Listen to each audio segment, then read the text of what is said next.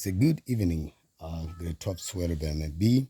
It's that time of the year again. We're approaching the trial exams, and we're still looking forward to more revision work where we are supposed to know more about the now paper one.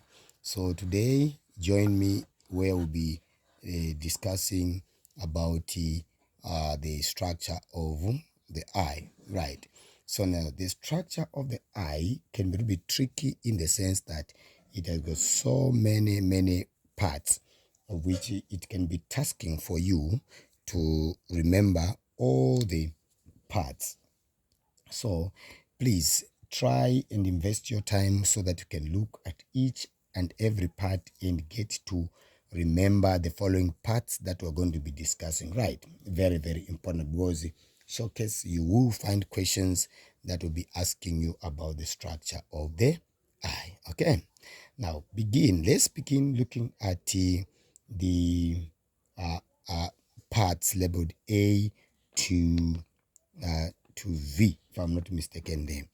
Right. If you look at part A is the choroid. Is the choroid. So the choroid is the middle layer of the eye on whose function is to provide protection. Okay. It's a very on whose function is that it actually not provide protection, but it absorbs it provides, let me say that absorbs light.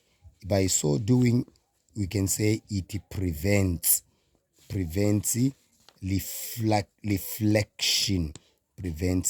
reflection. Okay. Number two, the choroid is also responsible. It's supplied with a lot of blood capillaries, which brings nutrient and oxygen to the eye. Very important. Very important. So that's A. B is the suspensory ligament, of whose function is to hold the lens in position. As you can see, there are two suspensory ligaments, the one on top and one at the bottom there. So they are holding the lens in position. Okay.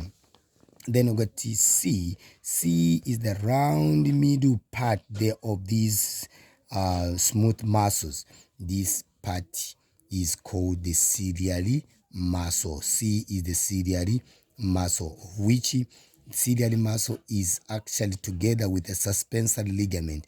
They are associated with the accommodation, which we're going to be discussing in my next lesson. Okay. Then we have got part D. Part D is the cornea. As you can see labeled, there's cornea. So the cornea, it actually it is shaped at structural adaptation. It is shaped like protruding slightly outward, or it's convex. You see, it's convex so that it can bend the rays of light, or it can refract the rays of light. That is about part D. Then I've got E. E, remember that is formed when part G is, let me say that it is in the center of part G, because if we can look at G in the actual sense, your eye is like this, right? This is your eye, right? Around your eye there are muscles. These muscles, we call them the sacral muscle. Then at the center there, we have this part called the pupil. Now this is the front view of the eye. Then we've got this part which is the sclera. I will talk about this one here in my as we go back there. So we've got the sclera and then we've got the pupil. Then we've got also these muscles that say these are circular. As you can see, they are like circles. These are circular muscles. I just wanted to show you about the pupil. Then around the pupil, or attached to the circular muscle, we have these muscles here. These muscles, we call them the radial muscle. So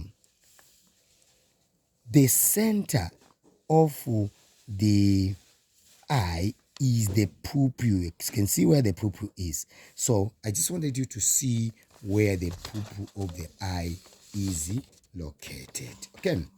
Then we have part G. Part G is the iris. Iris has got two functions. One controls the size of the pupil and also is the colored part of the eye which gives the eye color. Okay. Now let's look at part E. Part E, we said the pupil, right?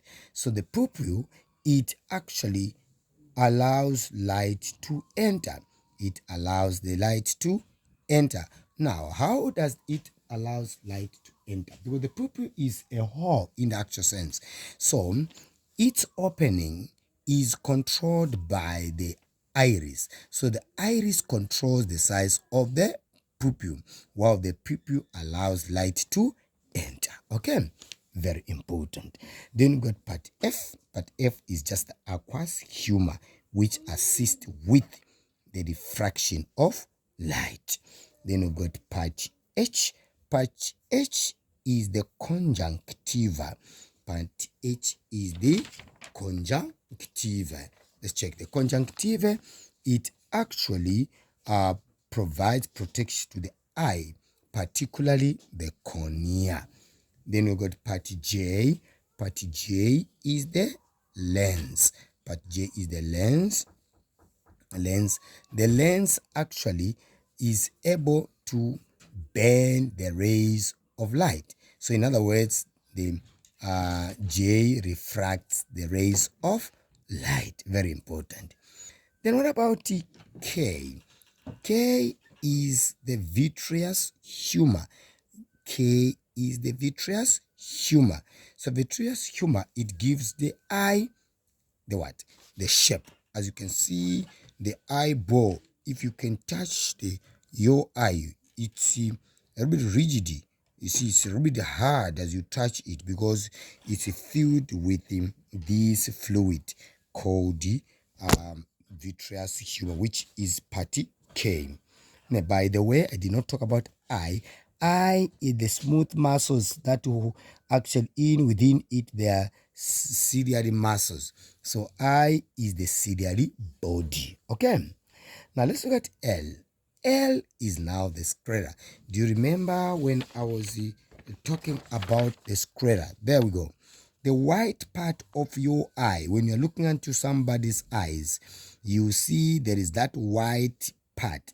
The white part, not the dark part, the white part is the sclera. So the sclera is the tough membrane or outer material which provides protection. So the sclera provides protection. So this one provides protection. So that is the sclera. Then we've got S. I think S I've already spoken about it because that is the choroid. Again, I have just labeled it twice. I did not check that one. Is the choro. I always say people always make mistake. By the way, there is a chorion. Remember, you find the chorion in the is the extra membrane outside the embryo, and it's also outside the embryo in an amniotic egg. That's the chorion. But this one is the choroid. Remember choroid. So that is the middle layer of the eye. Then we've got T. T is the yellow spot. T is the yellow spot. So what's the function of the yellow spot? The yellow spot actually provides has photoreceptors. Photoreceptors.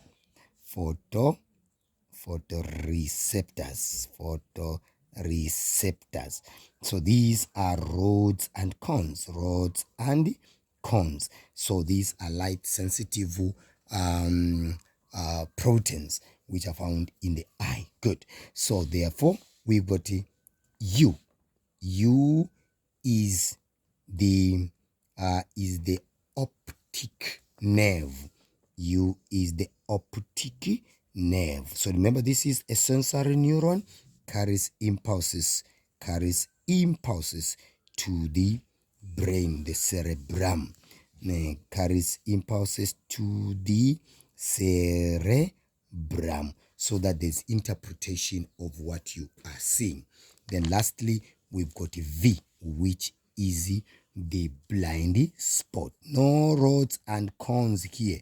Blind spot. So no roads and cones, because that is where the